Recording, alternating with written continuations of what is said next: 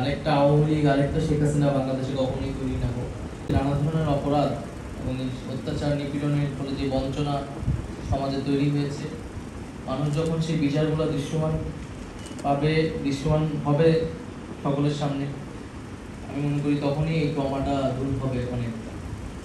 এবং পাশাপাশি আমাদের যে পরিবর্তনের লক্ষ্যে আমরা এই গণ-অভ্যুত্থান, যেটাকে আমরা বলতেছি এখন যে আমাদের রাষ্ট্রের সংস্কার করতে হবে, অর্থাৎ মানুষ একটা পরিবর্তন চেয়েছে বা একটা পরিবর্তন চায়। মানুষ আর আগের ব্যবস্থায়, আগের মতো যাতে না হোক বাংলাদেশ, সেটাই মানুষের কামনা। আরেকটা আওয়ামী লীগ, আরেকটা শেখ হাসিনা বাংলাদেশে কখনোই তৈরি না হোক, এমনভাবে রাষ্ট্র কাঠামোর এবং সমাজের বদল তৈরি করা, পরিবর্তন তৈরি করা। ফলে আমাদের যে গণতান্ত্রিক প্রতিষ্ঠানগুলো ধ্বংস হয়েছে, সেই প্রতিষ্ঠানগুলোকে একটা ভিত্তি দেওয়া, আমাদের মানুষের যে মত প্রকাশের অধিকার উল্লঙ্ঘিত হয়েছে, আমাদের মিডিয়ার স্বাধীনতা, এই সব কিছুই এমন একটা সিস্টেমের ভিতরে আনা যাতে ভবিষ্যতে সেইটার এই স্বাধীনতার যাতে বাধা দেওয়াটা এত সহজ না হয়। ফলে সেই পরিবর্তনের লক্ষ্যেই আমরা এগিয়ে চলছি। ফলে আমি মনে করি এই বিচার এবং পরিবর্তন, সংস্কার, এটি যত দৃশ্যমান হবে তত সমাজে আমাদের ট্রমাটা দূর হবে, আমাদের যে আনন্দ, উজ্জীবনা, আমাদের যেটা বিজয়ের আনন্দ আমরা ৫ তারিখে অনুভব করেছিলাম, সেই অনুভূতি আমাদের মধ্যে আরো ফিরে আসবে। সেই জায়গা থেকে আমাদের তারুণ্যের উৎসবকেও আমি ধন্যবাদ জানাচ্ছি এই কর্মসূচির জন্য।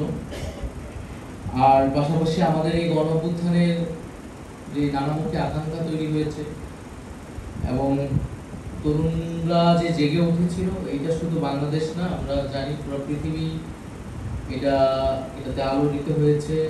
এই গণ-অভ্যুত্থান পৃথিবীর অন্যান্য দেশেও গণ-অভ্যুত্থান বা ছাত্র গণ আন্দোলনে প্রভাব বিস্তার করেছে। ফলে পুরো পৃথিবীব্যাপী আমরা একটা তরুণ শক্তি বা একটা তারুণ্যের জোয়ার আসলে দেখতে পাচ্ছি। এখন এই তারুণ্যের জোয়ারকে আমাদেরকে ইতিবাচকভাবে কাজে লাগাতে হবে, উদ্ভাবনী এবং সৃজনশীল শক্তিতে রূপান্তর করতে হবে। তাহলে আমাদের দেশ আসলে উপকৃত হবে। তরুণরা এই গণ-অভ্যুত্থানের অংশগ্রহণের মধ্য দিয়ে আসলে তারা বলে দিয়েছে যে এই যে বাংলাদেশ, নতুন বাংলাদেশ বা গণ-অভ্যুত্থান পরবর্তী বাংলাদেশে তাদের যে প্রতিনিধিত্ব এবং হিস্সা আসলে লাগবে। তরুণরা এতদিন সহ্য করেছে এবং যেহেতু আমাদের পূর্ববর্তী প্রজন্ম, তারাও তাদের এক প্রকার ব্যর্থতার ফলে আমাদের স্কুল, কলেজ, মাদ্রাসা শিক্ষার্থীদের নেমে আসতে হয়েছে। ফলে আগামী বাংলাদেশের আসলে যে কোনো ধরনের সিদ্ধান্ত এই বাংলাদেশের কোন দিকে যাবে, সেখানে অবশ্যই তরুণরা একটা গুরুত্বপূর্ণ ফ্যাক্টর। ফলে তরুণদের আকাঙ্ক্ষা, মানে যে কোনো সরকার বা যে কোনো রাজনৈতিক দল যারাই এই আকাঙ্ক্ষাকে ধারণ করতে পারবে, তারাই আসলে সফলতা পাবে বলে আমি মনে করি। এবং আমরা এতদিন রাষ্ট্র, সরকার এই বিষয়গুলোকে বাইরে থেকে দেখেছি।